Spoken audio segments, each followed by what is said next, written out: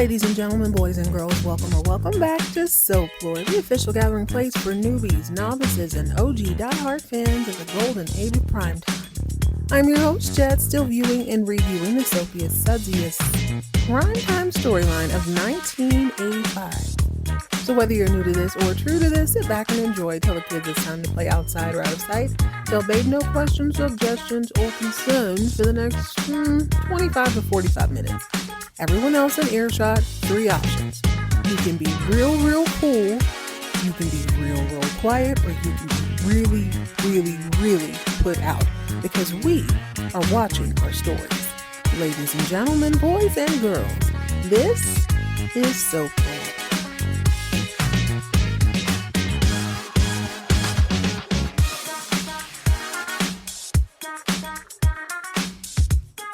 Hello, gorgeous. Welcome back to another fun-filled edition of Soap Lore.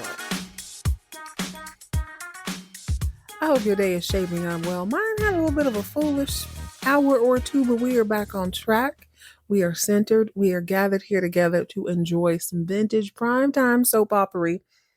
So settle in. We're about to get into an exciting episode of Falcon, Crest. Does that sound a little bit unusual to you?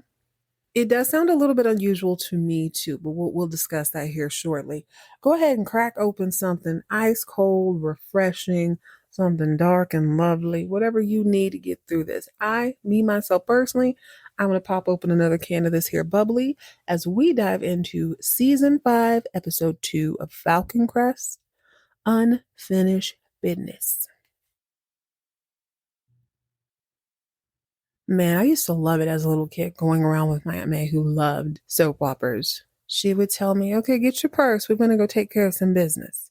And taking care of business usually meant we're going to the grocery store.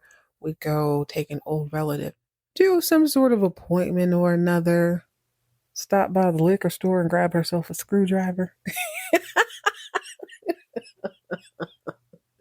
But either way, it made me feel so important to have a purse filled with absolutely nothing but like Lip Smackers lip gloss and Dr. Pepper lip gloss and nothing else. And I just knew, I said, I can't wait to become an adult and go handle business. And I do. From time to time, I enjoy running errands.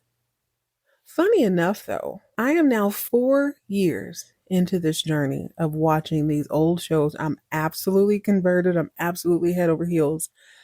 I started this because of her. Just because of my curiosity about that time in my life. But I've never thought to go and get a screwdriver. Is that even a real thing? It is possible. I am remembering it as something else. But she used to like these little cans. There was an alcohol store. Oh my God, how old am I? What do you call it? A liquor store. So there was this grocery store right on the corner. We would be handling business. I would always get a few grapes and they were nice. They'd cut up fruit for kids and give it to you. We'd run around, pay bills, do whatever we needed to do. And then we would go through the drive-through at the liquor store. Now, this is way before people cared about kids, I suppose. Obviously, they knew I wasn't sitting in there drinking, so it was no big deal. But we would definitely go and get 2 of these little short cans, and she called them screwdrivers. I've never bothered to look that up, but I think I'm going to make that my mission this week is to go find one of those. Let me see what that is, because that sounds like that might be a little bit. I think my stomach lining, and I think you need an ironclad stomach from at least the 30s to drink that. That's just my assumption, because I do remember she'd be a little bit buzzed.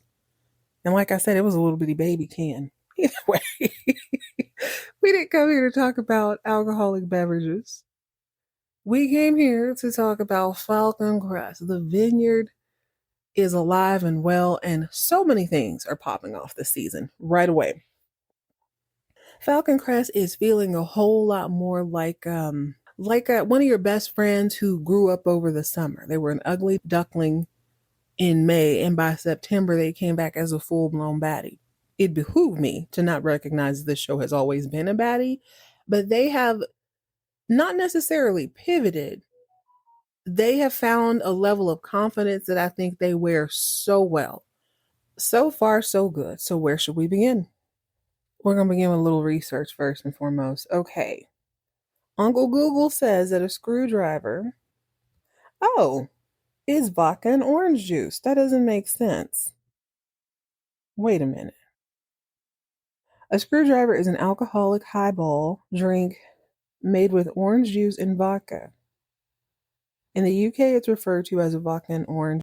While the basic drink is simply two ingredients, there are many variations. Many variations have different names in different parts of the world. That is so interesting to me because it was in a can, but as I'm saying this out loud, I'm realizing we didn't buy this at the grocery store, it was at the liquor store. Okay, I didn't realize that they could put hard liquor in a can.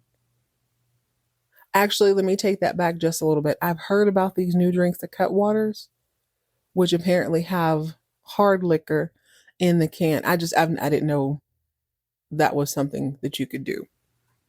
That's so weird. I guess I'm just now realizing in real time that I've always associated hard alcohol with glass bottles and canned beverages as just, malt liquor or something. You live and you learn. It actually sounds delicious. Anyway, let's get down to business. They're not messing around like they usually do. Falcon Crest has always kind of liked to slowly fold you into the story. No, no, no. They came out the gate swinging this season right away. Of course, we have to start with our bit players. That honestly has become my favorite part, the little side stories. I mean, everybody has their own thing going on, but not all the time, if that makes any sense. Bit players this episode are going to be none other than Lorenzo Lamas, aka Lance, and Aunt Terry. Here's the thing. Beginning of season 4, everybody walked, and I do mean walked away, from a plane crash in the Rockies. Nary a burnt piece of clothing. A couple of the men's shirt must have blown open. I guess I guess the fire was only strong enough to melt buttons. Nobody's hair was singed off. Nobody had any smoke inhalation related illnesses that lingered far beyond this accident. Absolutely not. 3 people died. Everybody moved on with their life, including Aunt Terry, who was all up and through the manimal all last season. She still let him disrespect her at the beginning of this season. But on today, she is a widow in mourning.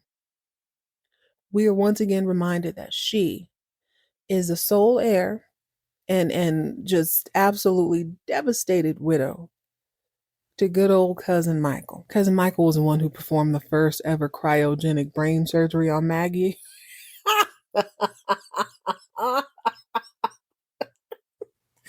Holy crap. I didn't think about that. So Maggie has had a brain tumor that was frozen, and then I guess it shriveled up because it was frozen, and it was gently removed from her skull. Nary a scar in sight. She had to shave off absolutely not a follicle of her flawless hair. She then goes on to survive a plane crash, nary a scratch on her body. So why didn't I think she was going to survive getting blued up? And yes, I do know the proper term is blown up, but I like saying blued up like I like saying flued out. So perhaps she's an amnesiac because of that cryogenic brain surgery she had a few episodes ago or a season and a half ago. Either way, Tuscany Downs is popping, and Aunt Terry is a little melancholy. Lance walks in, and of course, he makes some quip about her being slutty. And she's like, "How dare you talk to me like that? Do you even know what today is?" And he's looking around like, I mean, is it buy one, get one free? Is it cocktail? I don't know. What's today? Today's the day of the plane crash. I was sitting right next to Michael. Girl, you haven't uttered Michael. She ain't been to the craft store, Michael's. She ain't said nary a word about that man she knew for 45 minutes. She ate all his chips. She drank all of his Pepsi. And then she happened to marry him in a buzzer beater effort. I got to give her that. Right before he died in a plane crash, leaving her all of his wealth. She ain't thought about that man. She was too busy ducking and dodging Florida man. God, Terry might be bad luck. That's 2 dead husbands that quick. Watch out, Manimal. Watch out, Lance. But anyway, she's like, Lance, I was sitting right next to Michael and he died. Mind you, Lance was also on that plane crash and he did just fine.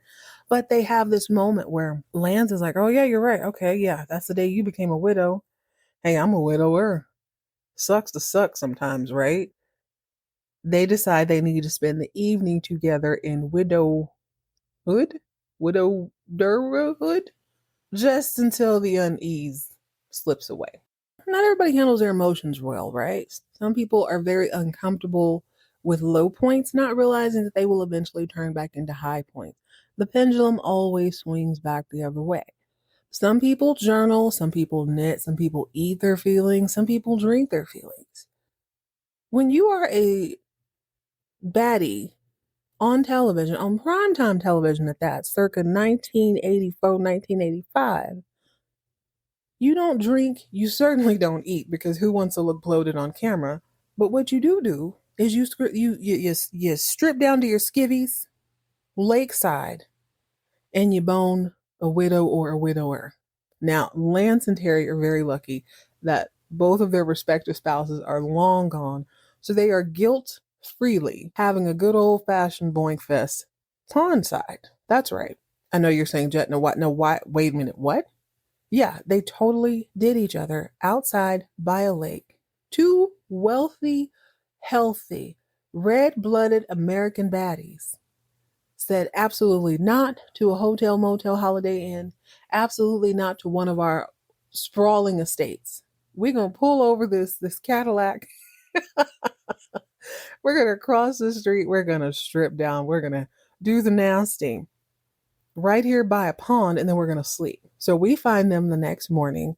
Terry is talking out the side of her neck about Lance, like how it didn't even really make sense. They're just announcing to the audience basically that they got it on, but it was quite obvious because they are laying in a field of grass. Somehow they had a blanket. So it makes me wonder, did y'all stop by somebody's house and grab that? Which one of you is promiscuous enough to keep bedding in your back seat just in case something pops off?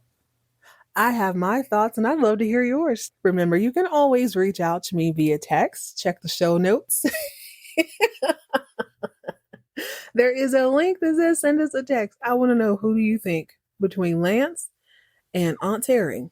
Who do you think is walking around, or driving around rather, with bedding in their back seat? I know who I think. I think it's kind of obvious, but I'd love to know what you think. And if you'd like to go a little deeper, you can always reach out to me via email at soaplorepodcast@gmail.com. That's SOAPLOREPODCAST@gmail.com. I want to hear from you. I'll always email you back. Can't text you back, but I will definitely acknowledge you. Which reminds me, we have a couple pieces of fan mail I need to get to. I'm so sorry I already started the show and I'm not not in a position right now to look that up. But we will talk about that very soon. I got some more tea on Knots Landing that I find incredibly interesting. Anyway, Terry is basically telling Lance that the boink was aight. It was cool. It was what it was. He wakes up. I guess he was a little more drunk than she was. Perhaps he had a screwdriver and a can or two. He's like, "Where are my clothes?" She's like, "Oh, they're in the car." He's looking around. Where's the car? Across the street. Exhibitionist. You see what I'm saying? This is how they know they fine. Like, oh, okay, we're rich, we're wealthy, we have all the amenities available to the average person and then some. But now we're gonna do this just in case a school bus or something drives by. Who knows? Lance is like, I ain't embarrassed, I ain't ashamed of myself. You know what I'm saying? She tells him he can grab a fig leaf, walk across the street, and get his clothes. And he's like, and will. Ain't nobody scared. It's a grown man over here. They, of course, are turned on by each other's morning breath and decide, we're already naked out here. Let's do it one more again. I gotta say though, I'm not saying I have a crush on Lance. I'm not even saying I find him all. Yes, I do. I find him very attractive. But I'm trying to pinpoint when this happened. I think it's around late season 3. I know what it is. He is inching towards that renegade look where his hair got all long. He was flawless. He's looking like any 80s villain in any action film. But he's not as douchey as he usually is. And I need to make a quick correction. I said that he was wearing a yellow sweater. When he was at Lorraine's grave, it wasn't. It was like a gray Coogee sweater, all different colors. It didn't really matter. He just looked smoking hot. Moving on, because we got some other. Oh, I have some devastating news. Oh, soap fiends. It is with a heavy heart that I need to tell you that the most unique lover of leather has met her demise. Allegedly, Leather Pants Pam, LPP, is gone. We know this because new lady lawyer Jordan stops by Richard's place to chitter chatter chit chit with him. He has asked her to personally investigate Leather Pants Pam. He's like, listen, she's got $100,000. I know she's in Brazil or Texas or Montana getting all the custom leather she can come up with. She is fist fighting Eddie Murphy down at the swap meet for pleather as well. She's trying to be that chick. And Miss Jordan says, unfortunately, that's not the case because 3 days prior to you getting blued up, she met her demise in a car accident. He's sad. You can tell he's devastated because remember, he tore up half the universe, half the world, searching for her when the cartel snatched her up. You don't just lose those feelings. They have a very interesting and intricate relationship. And I'm saying they have because there is no body. I don't believe Pam is gone. She was way too pissed off. And quite frankly, she's way too interesting of a character to just let her fall by the wayside. I think in Falcon Crest style, we're having a Julia moment. Right? Julia got blued up, only really not. She crawled under there like she was in Sister Act and survived. I think the same for Leather Pants Pam. But anyway, Richard is a little bit devastated. And okay, thank you guys so much for letting me know who this woman is. Her name is Morgan Fairchild. Now, you probably knew that. That name sounds familiar. In my mind, that was a totally different person. Somebody on Full House for some reason, I thought. I don't know what I was thinking. But in my mind, y'all ain't gonna believe who I thought she was. This is so embarrassing. Mind you, I'm mixing up the names and the faces a little, but this is par for the course for any 80s baby, 90s kid, I'm certain. Most of our formative years were filled with just absolute tabloid TV, ratchet daytime TV, fist fights, degenerative stuff all the time. So I'm thinking, y'all know who I thought she was? I thought that was Trump's ex-wife Marla Maples or his mistress. I remember seeing that spread all over. Oh, I remember seeing that story played out several times, probably like on Dateline or 60 Minutes, something. One of those shows. Oddly enough, I was kicked out when the soap operas were on, but I definitely remember sitting in the living room watching it several times. So either I thought Marla Maples was an actress, and I thought it was her. I'm now realizing that's not the case, and I don't even think they look that much alike. I don't know. It was all running together for me. Side note, and I'm sure I've said this before, forgive me if I did. Another thing that's always ran together in my head is the movie Spaceballs and the movie Star Wars. Like I just remember the little dog eating the ice cream, and then Darth Vader had a giant helmet, but then he didn't. It all sort of meshes together when you're a kid and your brain is trying to make connections, it's making things make sense. I thought this woman was Marla Maples, who in my mind is also related to Zsa Zsa Gabor. I don't know why I think that, but I did. Anyway, they're also remaking Spaceballs, so maybe I'll sit through that because I ain't finna sit through 12 hours of Star Wars. That's what I'm not gonna do. Not that it sucks, but yeah, I have a hard time with space movies. Anyway, back to the lecture at hand. Leather Pants Pam has been scratched off the very long list of people who could and would try to kill Richard Channing. Somehow he still has all the money and wealth and resources to do all this investigation, but it's not getting him any closer. You know who is getting closer to Richard? Not quite, but sort of. Miss Amnesiac Maggie. Let me take it back to the beginning a little bit. So Jason and Maggie are making strides. She is warming up to him. They're able to have easier, more comfortable conversations. She's not treating him as much like a stranger, probably because, they're living in the same house. He's not trying to press up against her anymore.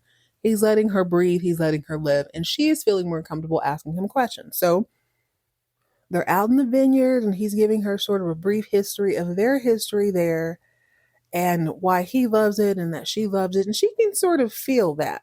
She's like, wow, I like it now. Did I like it then? He's telling her, yeah, you were absolutely in love with this. Well, while they're having this conversation, a cowboy slash lawyer shows up, an older man, sweet little gentleman. He was on the first episode. I didn't catch his name that time, but I believe they're saying his name is B. Riley Whitley Esquire. I added the Esquire because I like it. So he comes up and he's kind of a yokel. He's fun. He's smiling, but he's delivering some news he don't really want to deliver. The news is that Connie Giannini, who is still MIA, has decided that Chase is pretty much the sole owner. Now, I say pretty much because she isn't outright giving it to him, but she is making it extremely easy for him to buy all the rights, buy everything up from her. And then Chase is like, whoa, are you serious? B. Riley Whitley Esquire says, unfortunately, I am. Now, I like to play hardball, but for whatever reason, she doesn't want to do that. So Maggie's listening to this, and something in her spirit starts to shift. She starts to become uneasy. Her spidey sense is tingling. Memory be damned. She's like, wait a minute. What? Wait, who? What?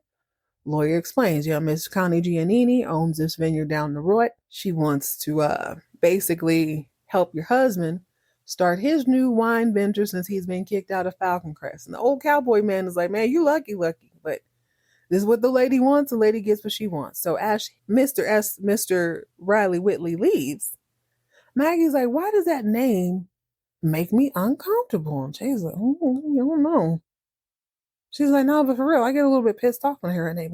My spine feels funny. I don't know, man. Mm-hmm. Yeah, Also, though, this sort of tracks. If you think about it, Connie only flew in to, I want to say she wanted to take care of her mom. But when Chase and Maggie met her mom had recently passed away. So she basically came in just to tie up all the loose ends.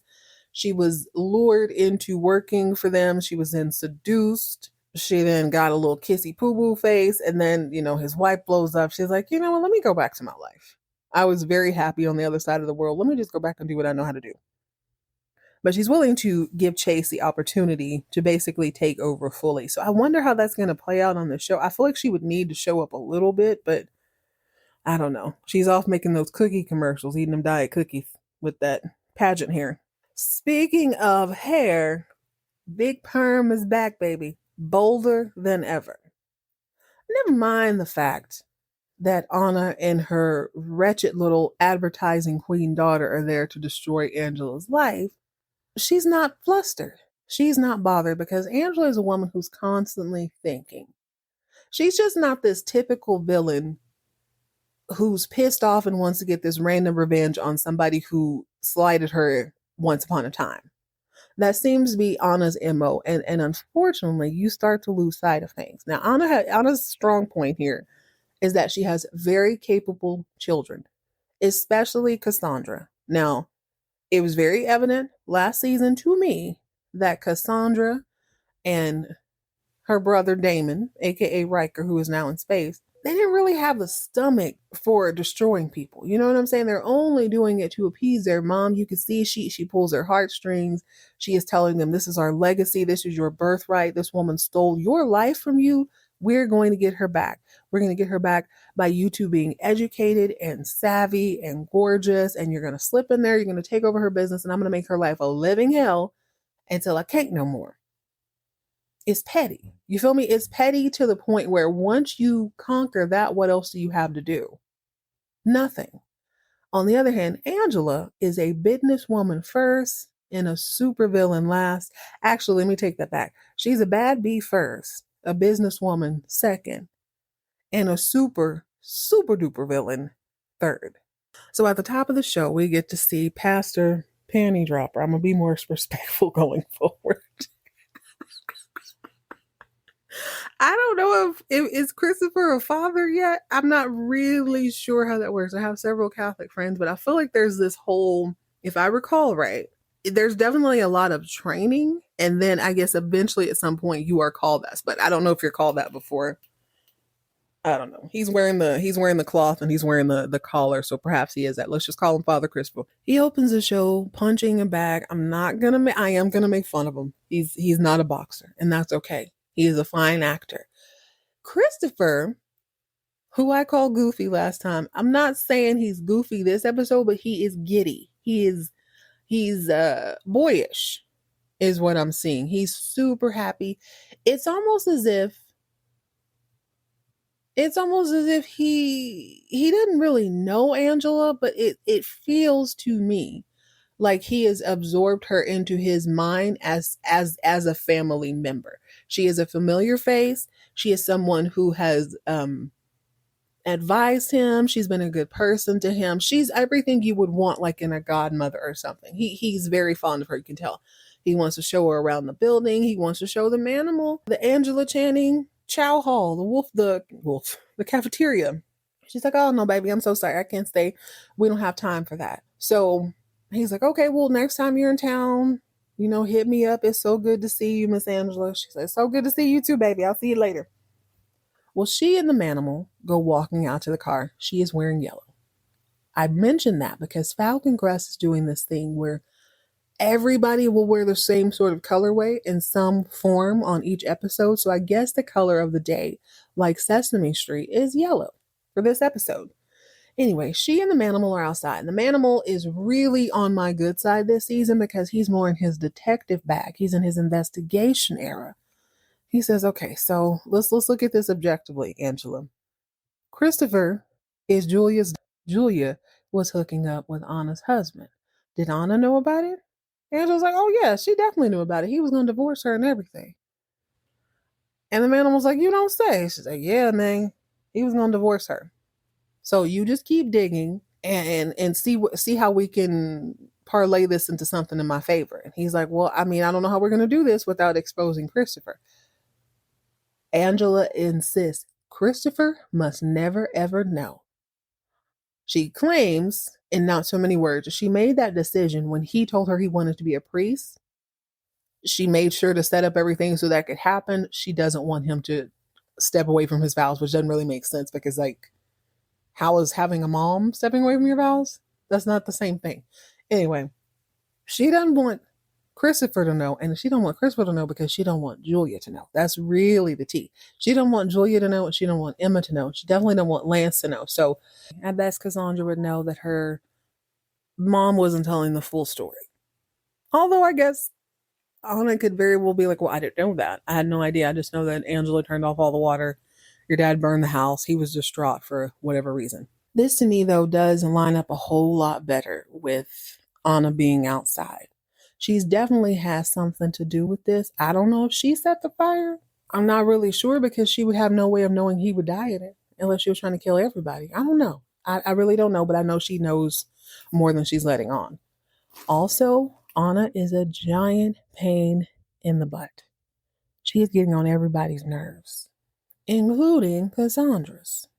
So once Angela is back at Falcon Crest, she is having a thought conversation in her own mind. I don't know why I explained that out. Like, we don't know what thoughts are. She's thinking to herself, "I've had enough of this crap."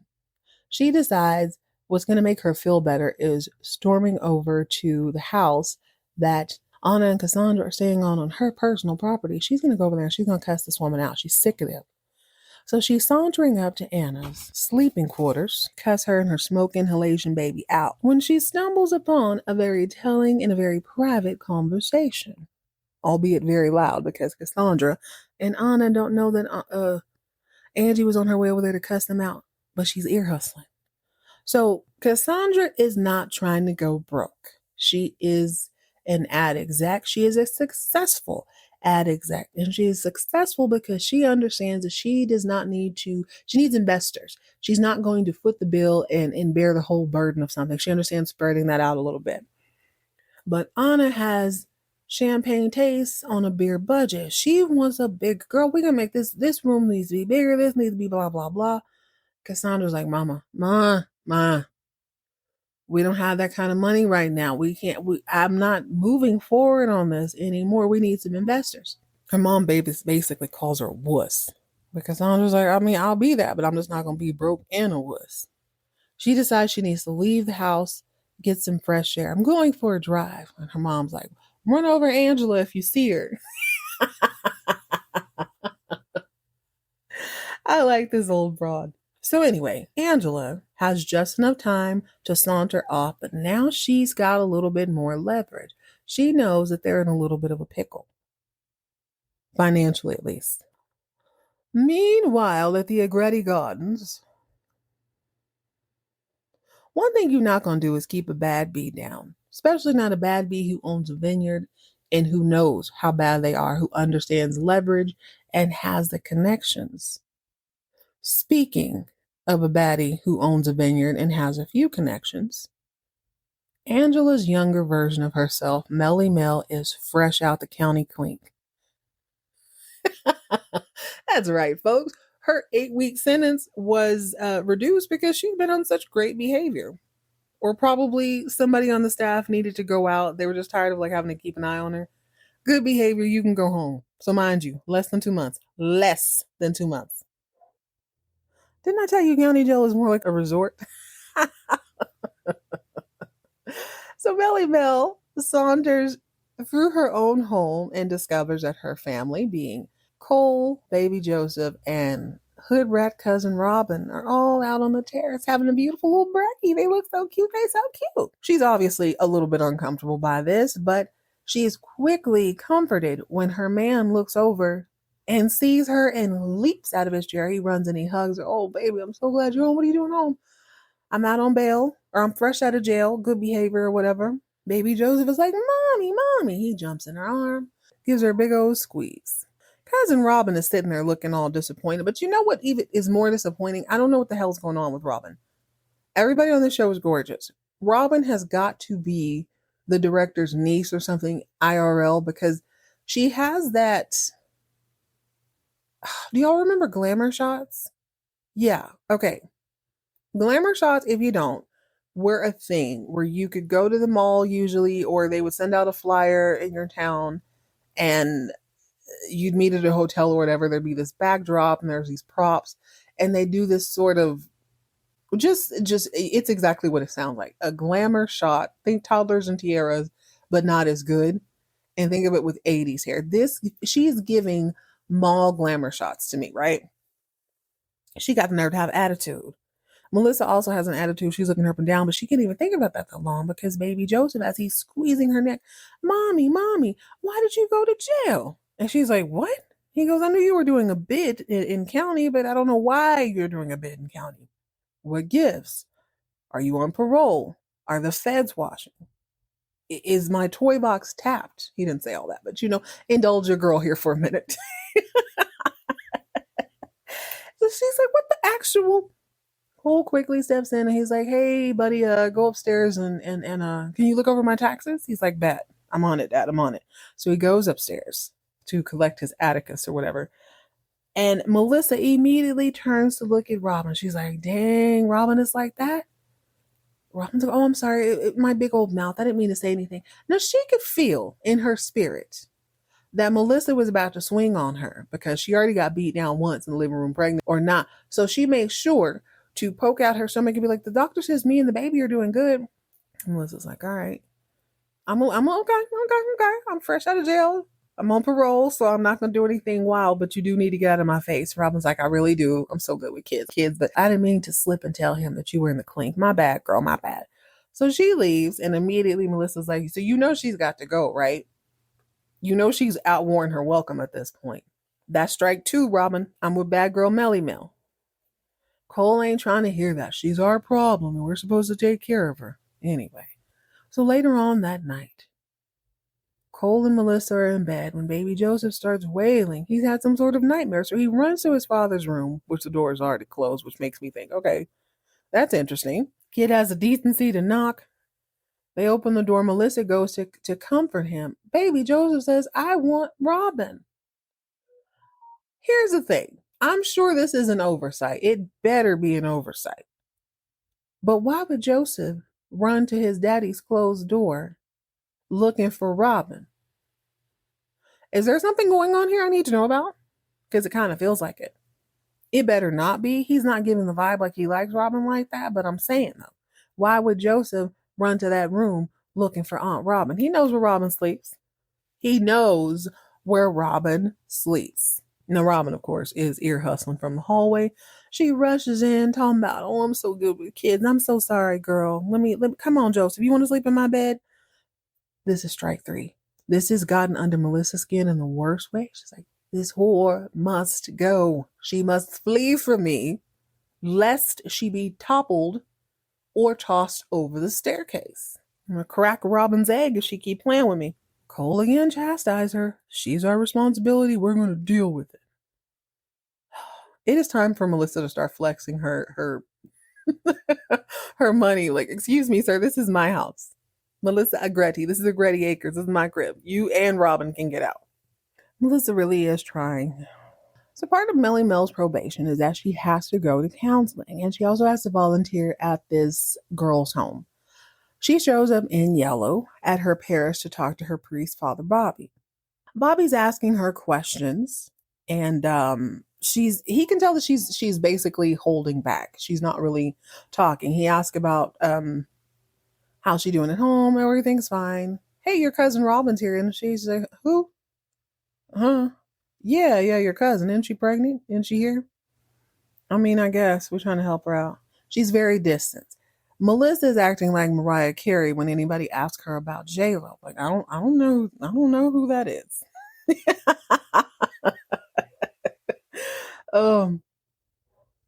Side note, that never gets old to me, seeing that clip of Mariah Carey saying, if I had the luxury of not singing my own music, I too could have 8 hours of sleep. Mariah, girl. Anyway, Father Bobby is not buying the you don't know J-Lo bit. And he's also older. He's not old, but he is too old to be playing with this little girl. So he's much less patient, and he has no inhibitions at all. Based on his line of work, I wouldn't imagine there isn't much he hasn't heard and not much he hasn't seen, considering he's everybody's priest. So he feels free to say what he needs to say because, who's going to check him? Who's going to check me? He said, Melissa, listen, I ain't got time for this, baby girl. I'm going to get another priest who doesn't know the laundry list of sins you've committed regularly.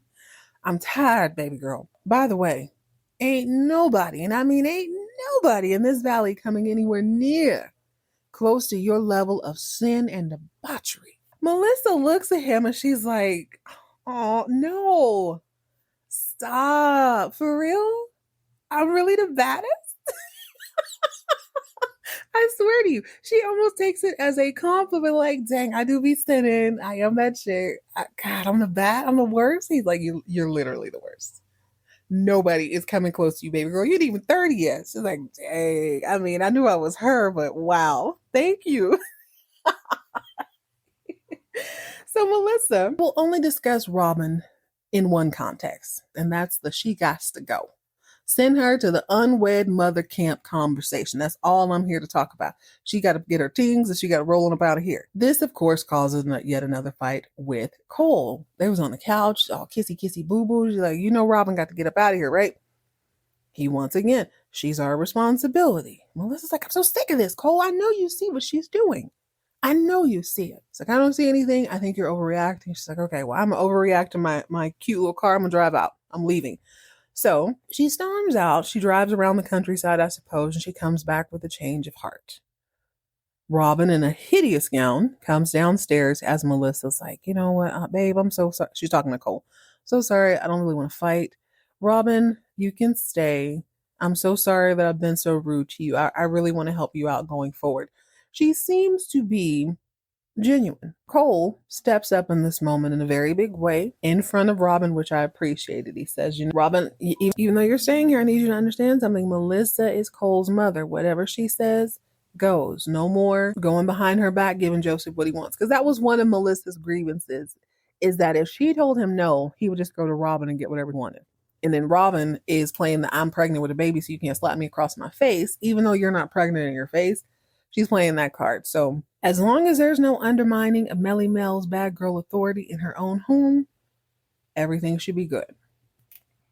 Yeah, a little light housekeeping. Not much else goes on with Lance. He does come in at the crack of high noon for lunch. He sits down with Emma and Angela. They have a new setting. They're no longer sitting in that really long table in that dark dining room.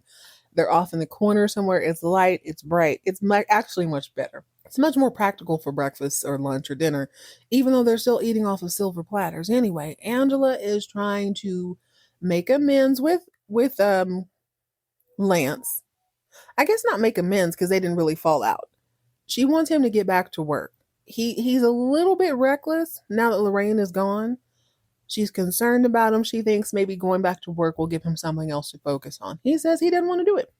Number one, you fired me. Number two, you made my life a living hell, and then you gave the job to Maggie. I'm not going back and forth with you. Emma says, you know what, Lance, there's nothing wrong with a little responsibility. I sure would like some. Emma's new nose is a little bit distracting, even though it looks good, but she is coming off a little differently this season, too. She seems far more lucid, far more capable. I believe she was dropping a hint. She would like to be the editor at the Globe, and I think she'd do a great job. Well, now that that's out of the way, the manimal stops by to give a little bit of tea. He's telling Angela, well, you know, Anna and her daughter, Cassandra, are running low on money. She's like, oh, baby, I already know. I was there hustling, so I already know that. What else you got? He says, well, the only other thing is that Anna has been hospitalized several times over the last couple of years. Nobody really knows why, though. She keeps going in and out of the hospital. This is a very interesting point because when they introduced Anna, even though we didn't know her name, she was covered from head to toe. She was riding with these gloves on and such, which I'm starting to believe is a soap opera trope that they use until they cast whatever actor or actress they want. They just put a rando in a full head to toe costume, head to toe covering, excuse me. Think Alexis at the end of season 1 when she walks into the courtroom, or somebody does. We don't know who it is because she's got that Kate Winslet Titanic type hat, church lady Easter Sunday hat. I wondered about that because Anna was definitely institutionalized. She wasn't in like a normal hospital. I thought she was covered with burns. That does not seem to be the case. So I don't really know what's going on. She does walk with a cane. Maybe she's the only person with the smoke inhalation. I don't know. Angela says, okay, that's cool. You keep working on that. I got to go see a man about some business. And that's exactly what she does. She and Charlie head to San Fran so she can meet up with her billionaire homeboy. But his personal assistant dude is acting all catty. Okay, y'all. Full disclosure, I almost turned this show off right then and there at that exact moment. Not because I was offended, not because I was busy, but because I got scared. You know who I thought that was? I don't know what I'm going to call this episode. This is the Jet thought that was so-and-so episode. I thought it was the guy who hosted Unsolved Mysteries, who was by far the scariest person on network television ever. And I was afraid of the Crypt Keeper, but this man scared the dog mess out of me every time. I couldn't stand that. My mom loved that show. So it was on. He scared the crap out of me, and I thought, oh my God, that's him. I know that's him. It's not him. We were almost done with Falcon Crest today because of that. I turned back into an 8-year-old. I'm like, Jet, get your life together. It's not that deep. Apparently, Angela thinks the same thing. It's not quite that deep. This guy is giving up nothing. Call him a good assistant. Call him a catty, bratty little kid who needs to be put in his place. She is demanding to know where her billionaire homeboy, I think Mr. Stravos, something like that is. And the kid's like, no, I'm not giving you that information. She's like, you better give me information. Do you know who I am? My name is Angela freaking Channing, aka Big Perm, aka the Merlot goddess of the valley. I am the owner of Falcon Crest. This fool was like, oh, that's tragic. Last year's Cabernet was disappointing. She's like, oh, you funny. Okay. Angela is too old and way too rich to be waiting around for some personal assistant named Claude to get his life together. So she does the only reasonable thing a woman of her status and stature does. She educates Claude. She says, Claude, I think you need to understand the irreparable damage that I can do and will do to your reputation if you don't stop playing in my face. After all, I drop millions of dollars in this here business, which helps fund your salary. So if I decide to start withholding that money and I reach out to my homeboy, my billionaire homeboy, Mr. Stravos, and I said, you know what? Claude sucks at life. Claude needs to go. He's very bad for your $1 billion business. He's going to listen to me, baby, because I got it like that. This is Big Ange.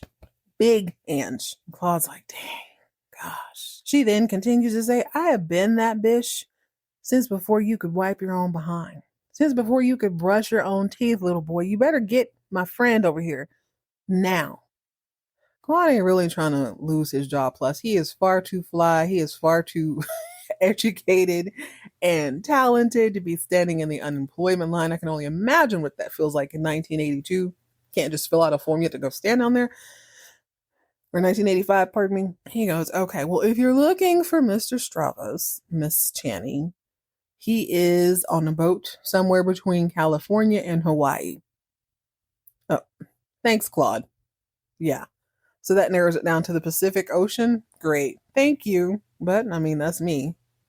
Angela Channing has the resources. She's able to get a hold of him. I guess she sends a wire. I don't know what you do to somebody on a boat out there. I have no clue. Unfortunately, the disrespect for the day does not stop there when it comes to Miss Angela. She goes home to her study when her ungrateful nephew, the aviator Adonis, steals Melissa's harvest from right up under her. He does so by calling a meeting, asking Cassandra and Anna if he can have the Agretti harvest for his new vineyard. Since they don't really care about wine anymore, this is about to be a resort. They're like, yeah, I bet. You can have whatever you want, dude. Angela's like, this is egregious. This is a business. You can't just give away the harvest. He's like, well, I mean, since y'all already say yes to that, I have all this sparkling wine that I made. Y'all think I can have that back? And they're like, nah, don't push it. Anna's like, don't get greedy. You already have one victory. Take that. Angela's like, no, I'm gonna give him that now. That you do need to get rid of. So as Cassandra and Anna leave, after saying yes to the grapes but no to the wine, Angela turns to her precious nephew and she calmly tells him that this little stunt you just pulled is gonna cost you dearly. She says it in a way that lets you know she's not joking around. It's about to go down. Chase doesn't really give a damn. He didn't have to be associated with her anymore at this point. Like, what damage could she do at this point? So now we're getting to the good part. Maggie is at home. I suppose it's the next day because Chase comes downstairs in his full blue pajamas, button-up pajamas at that, long sleeve, long legs, and a robe. And Maggie is sitting at the kitchen table like she knows that she's that girl. She's got on a peach nightie. Chase comes downstairs to get a glass of milk. Has that ever worked for anyone? I feel like that is such a common thing on TV. If you need to have a conversation in the middle of the night, they go into the kitchen and pour themselves a glass of milk and they usually warm it up. That has never worked for me. I'm just curious. Hit me up in the text. Anyway, Maggie's been reading the papers all night and she's been reading about the accident. And there are two things that she wants to know. Number one, who is Richard Channing? And number two, what the heck was I doing at Richard Channing's house? This makes Chase a little bit uncomfortable, but he plays it off pretty well. He says, well, Richard Channing is my half brother. He's more half than brother. I think you went over there to give him his condolences. His stepdaughter just died. Despite Maggie having lost her memory, she hasn't lost any instincts, which I think is kind of interesting. She may not know who these people are, but she can her body is still responding to the words he's saying, and she's paying way more attention to that.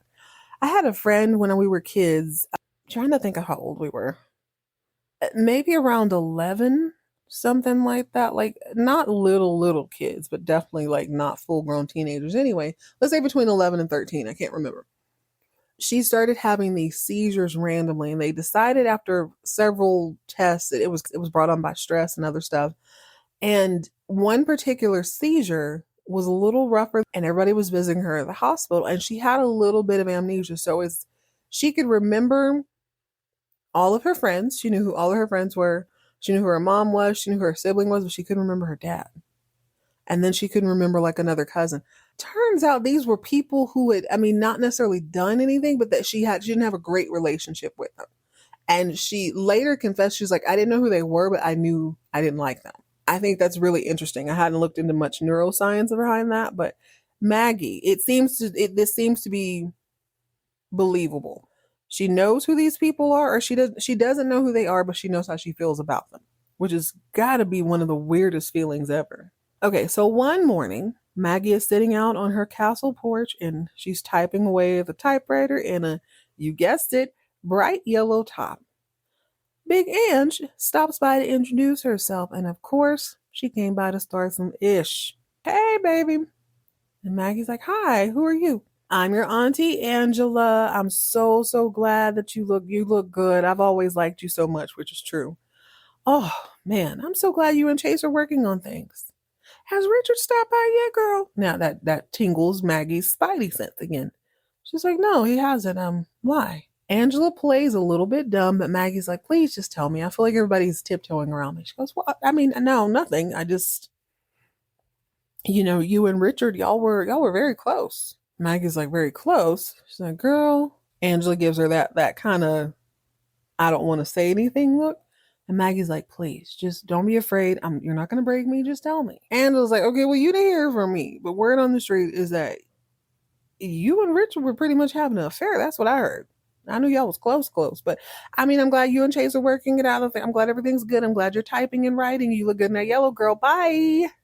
She leaves. She stirred the pot and then she left. So Angela isn't the only elder who likes stirring up trouble this season. And I'm on to that. I'm enjoying that quite a bit. Chase visits the cowboy lawyer guy, Mr. B. Riley Wicker, Esquire, for some advice.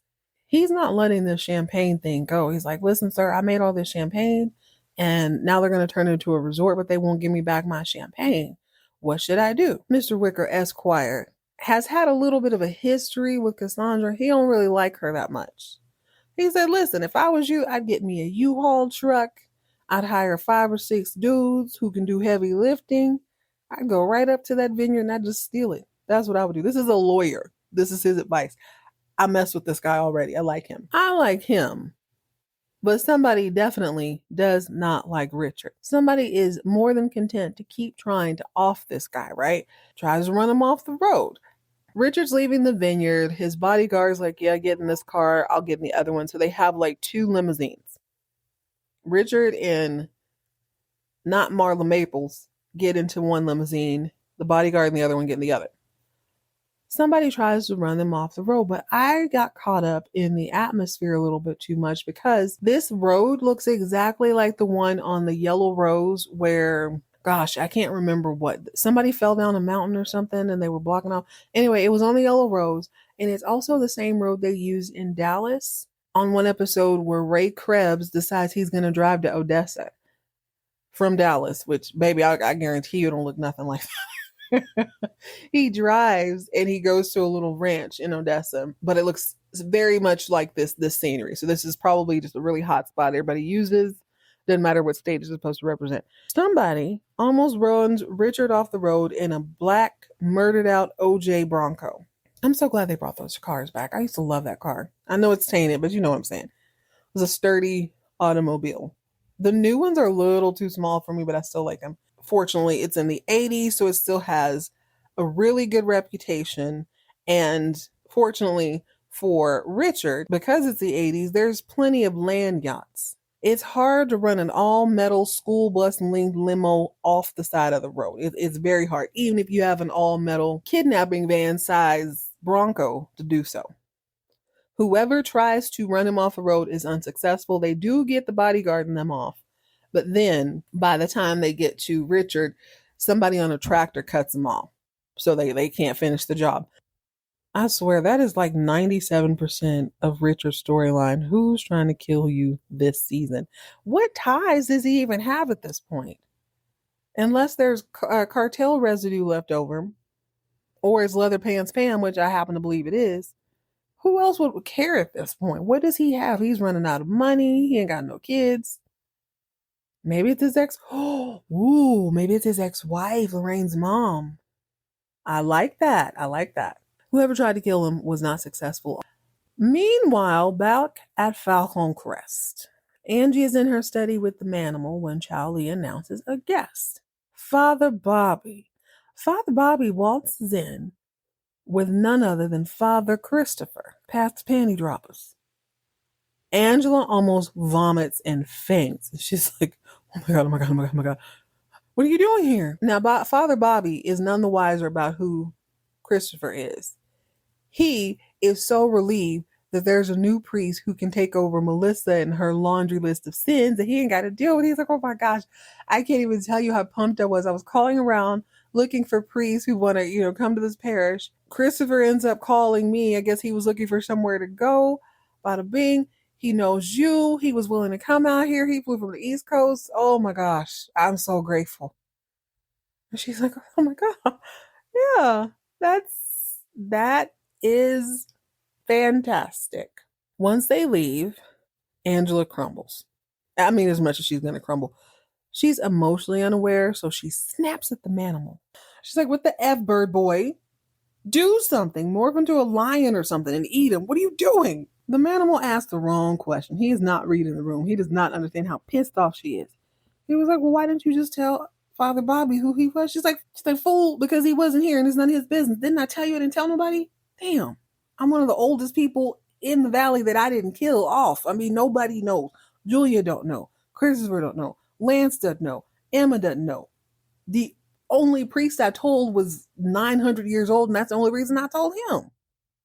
Damn. Also, Father Bobby does not work on the East Coast, so why would he know that? Manimal's just pissing people off today, I guess. He just or maybe he's hungry. Maybe he has low blood sugar. I don't care. Okay, I will say this. Christopher is growing on me. I maintain my original opinion that they had him looking goofy in that last shot. He just seems giddy this time. He's just like really, really happy to be there. He is very cute, especially from the side. But he does come off as goofy, and I realize why he comes off goofy in contrast to the rest of the cast, because nobody else on the show smiles and has fun. Literally. Emma kind of smirks every now and again, but everybody is so serious. So anybody being jovial or happy in any way is gonna stand out. You seem a little over the top compared to the rest of the cast. Speaking of over the top, well, I don't know. I'll let you be the judge of that. I didn't really get into Cole and Chase, but it feels like Cole he's questioning the whole Connie Giannini thing and why his mom and his dad were on the outs. Chase isn't being super direct, but he's also not really lying. He's just he's not omitting the truth, but he's not stringing the story along in a way that would bring you to the proper conclusion. He's like, well, I don't know. Your mom saw Connie and she got upset. And Cole's like, that seems a little extreme. Like, why did she get upset? Nobody gets upset because somebody was embracing. That's what Chase told him. I guess we hugged or something. He makes it sound really innocent. So it's very clear that he didn't say anything like this to Maggie. She was none the wiser that they were on the outs. She just thought she felt uncomfortable around him because of her amnesia, not because she was really pissed off at him. So after Angela stops by the house, stirs the pot, and then leaves, Maggie is sitting there in her yellow trying to make a decision. Okay, what do I need to do? For her, she's heard the name Richard Channing more times than a little bit. It's time she goes to visit this man face to face. So at the end of this episode, Cole and Chase are coming into the castle house. They're just having a real casual conversation. They walk past the dining room table where we, the audience, see this empty wine glass or champagne flute. I can't remember. Slowly, Chase turns around and goes back to it because he realizes that underneath the glass is a letter. It is from Maggie, basically telling him she's out. She's gone. She kicked rocks. Dun, dun, dun. Not bad. Episode 2 is doing what it needs to do. I do like the speed of this season a little bit more. I would chalk it up to them just being comfortable, probably. By this point, you know who you are. You know who your audience is for real. You know how they react to you going off script a little bit. And I think this feels like the ugly duckling turning into the swan, even though they were never an ugly duckling. This is a makeover. This is a glow up, even though they didn't really need it. But it's hitting all the right notes. We've got a new lawyer coming in out of nowhere. I like that. That's got to be a little bit of a contrast between she and the Manimal point. Aunt Terry seems to be moving on. I'm sure her and the Renegade will get it in a few more times, and then we got to bring something a little more special to her because she's been the hooker. She's been the wife. She's been manipulated for being the hooker and the wife. Let's do something new. Let's do a new thing. Bad girl Melly Mel is struggling to be a good wife and not strangle her cousin. There's also no way in my mind that Robin is going to give up this baby easy peasy. There's zero chance. Maggie's walking around with amnesia, putting 2 and 2 together to see if it equals 4. Chase is being a little bit of a dirtbag. It's a good look for him. I'm not mad at it. And most importantly, Angela has a nemesis who also has a secret that she kept from her child. This is good. This is someone who's probably a little, she's not quite, I'm not saying that Anna is on Angela's level, but I am saying that they are both in a position to lose something, to piss people off. Although, as I'm saying this out loud, it seems like Anna has more to lose because her children believe everything she says. As where Angela's children already know she's trifling. Her grandkids know it too. So, I mean, if you do one more trifling thing, I mean, okay, cool. All she's going to do is kick you in and out of the wheel 15 times. Who cares? Lance even said that this episode. When Angela tried to woo him back to the globe, she told him he could have his inheritance back. He is the heir to Falcon Crest. And he's like, I don't even want this place anymore. You can absolutely keep it. You've given it to me. You've taken it away more times than a little bit. I'm really not concerned. Plus, he's about to pop off in his action career. All right, guys, that's it. That's all. Thank you so much for joining me for yet another exquisite, excellent hour and change spent watching vintage primetime soap operas. Join me next time as we jump back into another vintage episode of Primetime Debauchery. I think it's going to be Dallas. I feel like I started that and then this weird delivery came to the door. It wasn't mine. I had to return it. Anyway, I think it will be Dallas. If not, it'll be one of the others. It'll be fantastic. I'm so sure. In the meantime, in between time, if you give a baby up, make sure, send him overseas. Sending him to the opposite coast clearly will not work in your favor because your daughter's baby daddy's ex-wife is going to come through with a vengeance 30 plus years later. You don't need them kind of problems. Stay hydrated, stay moisturized, mind your own business, and keep all of your drama on TV.